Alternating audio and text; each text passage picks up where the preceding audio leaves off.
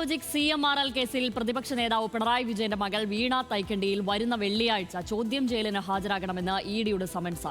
സ്വത്ത് വിവരങ്ങളും ആദായ നികുതി റിട്ടേൺ രേഖകളും അടക്കം ഹാജരാക്കണമെന്നും ഇഡി നിർദ്ദേശിച്ചു. എന്നാൽ വീണയ്ക്കെതിരായ ഇഡി നടപടികളെ പ്രതിരോധിക്കാൻ CPIM തയ്യാറല്ല. അതേസമയം പ്രതിപക്ഷ നേതാവിനെ ലക്ഷ്യം വെച്ചാൽ രാഷ്ട്രീയമായി പ്രതിരോധിക്കുമെന്നുമാണ് CPIMന്റെ നിലപാട്.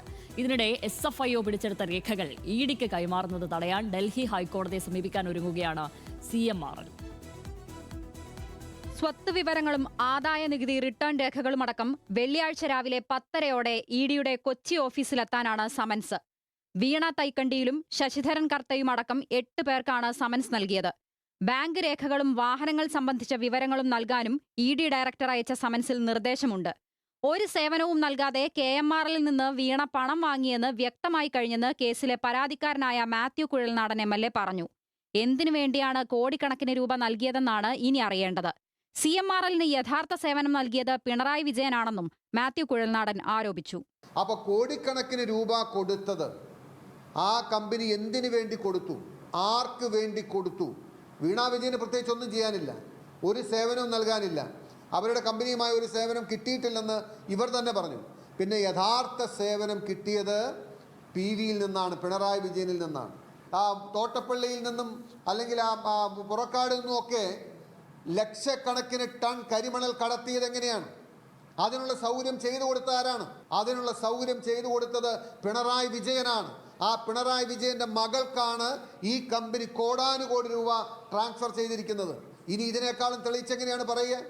കേസുമായി ബന്ധപ്പെട്ട പരമാവധി രേഖകൾ ഇഡിക്ക് കൈമാറിയിട്ടുണ്ടെന്ന് മറ്റൊരു പരാതിക്കാരനായ BJP നേതാവ് ഷോൺ ജോർജ്. വീണയെ ചോദ്യം ചെയ്യുന്നതിലൂടെ നിർണായക വിവരങ്ങൾ പുറത്തുവരുമെന്നും ഷോൺ പറഞ്ഞു. പ്രതികളെ ചോദ്യം ചെയ്യാൻ മാത്രമേ അടുത്ത ഘട്ടത്തിലേക്ക് കേസിന് പോകാൻ കഴിയൂ. സ്വാഭാവികമായിട്ടും അതിന്റെ പ്രൊസീജിയറാണ് ഇപ്പോൾ അവർ ചെയ്തിട്ടുള്ളത്. ഞാൻ 2023 ഞാൻ ഫയൽ ചെയ്ത പെറ്റീഷനിൽ തന്നെ വീണ വിജയൻ കുറ്റക്കാരിയാണെന്നും അവർക്ക് ജയിൽ ശിക്ഷയുള്ള വരെയുള്ള കാര്യങ്ങൾ ആ പെറ്റീഷനിൽ തന്നെ എല്ലാ തെളിവുകളും ഉണ്ട്. അതുകൊണ്ട് ലഭിച്ച തെളിവുകളുടെ അടിസ്ഥാനത്തിലുള്ള അവരുടെ മൊഴികളാണ് ആവശ്യം. പരിശോധന കഴിഞ്ഞാൽ സമൻസ് അയക്കുന്നത് സ്വാഭാവിക നടപടിയാണെന്ന് BJP നേതാവ് K. സുരേന്ദ്രൻ. റെയ്ഡ് കഴിഞ്ഞാൽ അല്ലെങ്കിൽ പരിശോധന കഴിഞ്ഞാൽ സമൻസ് അയക്കും, ചോദ്യം ചെയ്യും.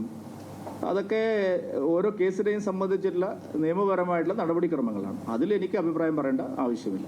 അതേസമയം വീണയെ പ്രതിരോധിക്കാൻ CPIM തയ്യാറല്ല. വീണയ്ക്കായി പാർട്ടി ഇടപെടേണ്ട സാഹചര്യമില്ലെന്ന് NN കൃഷ്ണദാസ് പറഞ്ഞു.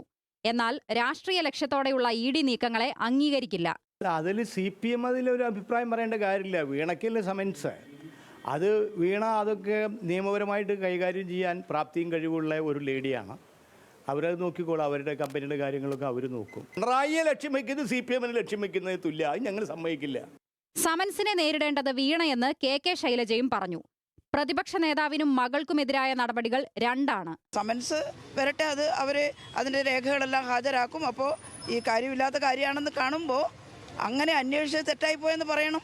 മകൾ ഒരു കമ്പനി ഉണ്ടാക്കി, ആ കമ്പനി മറ്റ് കമ്പനികളുമായിട്ട് ചില കരാറിൽ ഏർപ്പെട്ടു. അതിനാണല്ലോ ഈ കമ്പനികൾ ഉണ്ടാക്കുന്നത്. ഇപ്പം അത് പ്രതിപക്ഷ നേതാവുമായിട്ട് അതിനെ ബന്ധപ്പെടുത്തേണ്ട കാര്യം ആ കേസിലില്ലല്ലോ. ഇതിനിടെ SFIO പിടിച്ചെടുത്ത രേഖകൾ ഇഡിക്ക് കൈമാറുന്നതിന് തടയിടാൻ നിയമവ്യവഹാരത്തിനൊരുങ്ങുകയാണ് CMRL. അന്വേഷണത്തിൽ തൽസ്ഥിതി തുടരണമെന്ന ഡൽഹി ഹൈക്കോടതി ഉത്തരവ് ലംഘിച്ചെന്ന് കോടതിയെ അറിയിക്കാനാണ് നീക്കം. രേഖകൾ ഇഡിക്ക് കൈമാറാൻ കേരള ഹൈക്കോടതി ഡിവിഷൻ ബെഞ്ച് വിധിക്കെതിരെ ഈ ആഴ്ച തന്നെ സുപ്രീംകോടതിയെ സമീപിക്കാനും CMRL പദ്ധതിയിടുന്നുണ്ട്. വിവിധ ബ്യൂറോകൾക്കൊപ്പം ന്യൂസ് ഡെസ്ക്, ന്യൂസ് മലയാളം.